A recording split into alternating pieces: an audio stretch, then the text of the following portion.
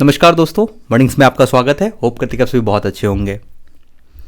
अक्सर एक चीज़ जो भ्रांति हमारी होती है, हाई कंपटीशन का मतलब हम सोच लेते हैं कि वो एग्ज़ाम बहुत ही ज़्यादा प्रीशियस एग्ज़ाम होगा या बहुत ही ज़्यादा बहुत तोप वाला एग्ज़ाम होगा, जो कि गलत है। मैं मानता हूँ कि वो फैक्ट नहीं है। कोई एग्ज़ाम का अगर एक्सेप्टेंस रेट बहुत कम है, इसका सीधा सीधा मतलब है कि सीट बहुत कम है और डिमांड एंड सप्लाई। अगर MIT मैसाचुसेट्स की बात कर रहा हो या ऑक्सफोर्ड जैसे यूनिवर्सिटी की बात कर रहा हो, हार्वर्ड जैसे यूनिवर्सिटी का एक्सेप्टेंस रेट अगर 5% के अप्रॉक्स में है, इसका मतलब अगर 100 बच्चा एप्लीकेशन फॉर्म डालता है तो 5 बच्चे का सिलेक्शन हो जाता है। वहीं अगर आप IIT का एक्सेप्टेंस रेशियो देखोगे तो वो पॉइंट में आता है। इसका ये मतलब नहीं है कि IIT MIT से बेहतर हो सकती है, बिल्कुल नहीं। वो आपको पता होगा कि MIT जो QS रैंकिंग में है उसमें टॉप 10 में, टॉप 100 में कहीं IIT नहीं दिखती है। तो हमेशा ये मत समझ लेना कि कोई एग्जाम में अगर एक्सेप्टेंस रेट बहुत कम है तो वो एग्जाम बहुत ही ज्यादा अमेजिंग एग्जाम होगा।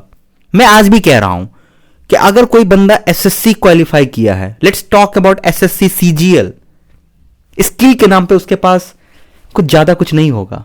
To be very frank, skill के नाम पे उसके पास बहुत ज्यादा कुछ नहीं होगा कि वो अगर कोई बच्चा ऐसे एग्जाम्पल से समझते हैं, कोई बच्चा इंडिया में SSC का एग्जाम निकाला है, SSC LDC CGL इसकी बात कर रहा हूं, मैथ रीजनिंग इंग्लिश उसको आता है। इसकी मदद से अगर मैं उसे बोलूं US में सर्वाइव करने के लिए, it's very hard to survive in US, it's very hard to survive in European countries. वहां पे वो क्या करेगा? वो कुछ ना कुछ कर लेगा, बट इस स्किल से वहां पे क्या करेगा? आई डोंट थिंक कि इस स्किल से वहां पे वो कुछ करेगा। बट लेट्स टॉक, अगर एक सिविल इंजीनियर है and you are a good civil engineer, अच्छा सिविल इंजीनियर है, तुम्हें सिविल के सब्जेक्ट्स पे पकड़ है और मैं तुम्हें उठा के वर्ल्ड के किसी भी देश में फेंक देता हूं, you will survive very easily, you will survive. This is a matter of skill, ये स्किल का खेल है। तो engineering is not cup of cake, okay. ये फ्रेज का मतलब होता है, आई थिंक मैं फ्रेज गलत बता रहा हूं, बट सबके बस की बात नहीं है एक इंजीनियर बन पाना। इसलिए क्या होता है कि बच्चे जो होते हैं वो मैक्सिमम बच्चे जनरल कंपटीशन की तरफ भागते हैं, और जनरल कंपटीशन की तरफ जब भागते हैं तो आपको हर एग्जाम में इंजीनियर्स दिखने लगेंगे। इसका यह मतलब नहीं है कि इंजीनियर्स बहुत ही इंटेलिजेंट है, उस एग्जाम को क्रैक कर लिया, नहीं।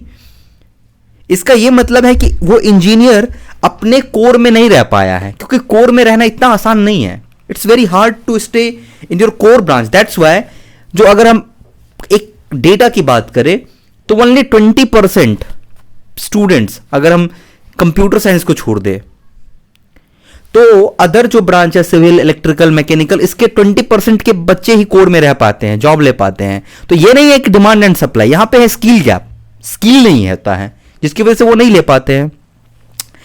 तो अगर आप इंजीनियर हैं, इंजीनियरिंग में रहना चाहते हैं and you want to explore like defence services, like आपको डिफेंस में एक्साइट करते हैं, आप थोड़े बहुत दौड़ भाग करना पसंद करते हैं, थोड़े आपको वो चीजें अट्रैक्ट करती हैं, तो बहुत सारे ऑप्शन हैं। सबसे इंपॉर्टेंट ऑप्शन जो होता है वो CDS होता है। तो अभी आप बहुत सही समय पे, अगर आप फर्स्ट ईयर सेकेंड ईयर में हैं तो this is a right time to choose कि किधर जाना है। अगर आपको डिफेंस में जाना है तो अभी से FCAT की तैयारी होता है, CDS की तैयारी होता है, अलग अलग डिफेंस का एग्जाम होता है, SSB इंटरव्यू होता है, ये सब आपको एक्सप्लोर करना पड़ेगा। Then only you can make some calls उस एरिया में। तो ऑप्शंस बहुत है कोर में, ओके। बट बशर्ते एक चीज जो सबसे इंपॉर्टेंट है, देखो कोर में अगर रहना है तो PSU है या बहुत सारे हैं, तो कोर में रहना है तो कोर पेपर आपका बहुत स्ट्रांग होना चाहिए। मैं बार बार कहता हूं कि अगर कोर पेपर आपका स्ट्रांग गया तो समझ लेना आप कोर में नहीं रह पाओगे, और फिर लास्ट आते आते ऐसा स्थिति आ जाएगी कि आप सोचोगे IT में जाए या आप सोचोगे कि गवर्नमेंट जॉब की तैयारी करे, क्या करे, पता नहीं क्या करो। वहां के बाद आपके पास ऑप्शन नहीं बचेगा, फिर जो मन में आया वो कर लोगे। तो ट्राई करना अपने कोर पेपर को, जिस भी कोर में रहना है, अगर कंप्यूटर साइंस के कोर में रहना, ब्रांच कोई सा भी होगा, कोर कोई सा भी हो सकता है। अगर आपको कंप्यूटर साइंस, इलेक्ट्रॉनिक्स से है, कंप्यूटर साइंस पसंद है, तो आप कंप्यूटर साइंस को स्ट्रांग कर सकते हैं, so and so. Core paper को मजबूत करना बहुत ज्यादा जरूरी है, और इसके लिए सबसे इंपॉर्टेंट जो एग्जाम है वो गेट एग्जाम है। मैं गेट एग्जाम से पीएसयू या एमटेक करने की बात नहीं कर रहा हूं, मैं गेट एग्जाम से तुम्हारे कोर पेपर को मजबूत करने के लिए कह रहा हूं। तो अगर आप, लगभग 15 लाख बच्चे हर साल ग्रेजुएट होते हैं, मुश्किल से कितना को जॉब मिलता है, you know very well. If you want to get a decent platform, तो अपने कोर पेपर पे बहुत ही ज्यादा मजबूती से काम करना पड़ेगा। अब ऐसा नहीं कि पूरे कोर पेपर इलेक्ट्रॉनिक्स पे काम किए और फिर आईटी में आए, वो गलत फैसला होगा। अगर इलेक्ट्रॉनिक्स पे ही कोर पेपर बनाना है तो बाद में आईटी में क्यों आना है, तो शुरू में ही आईटी की बात करेंगे। इलेक्ट्रॉनिक्स के बच्चे अक्सर ऐसा करते हैं, मैं भी इलेक्ट्रॉनिक्स से हूं और हम सभी ऐसा करते हैं कि पहले इलेक्ट्रॉनिक्स को देखते हैं, फिर इलेक्ट्रॉनिक्स में लगता है कोर नहीं है, तो फिर कंप्यूटर साइंस की तरफ भागते हैं। अगर कंप्यूटर साइंस की तरफ भागना है तो आज ही भाग जाते हैं, बाद में भागने की कोई जरूरत नहीं है। Signing off.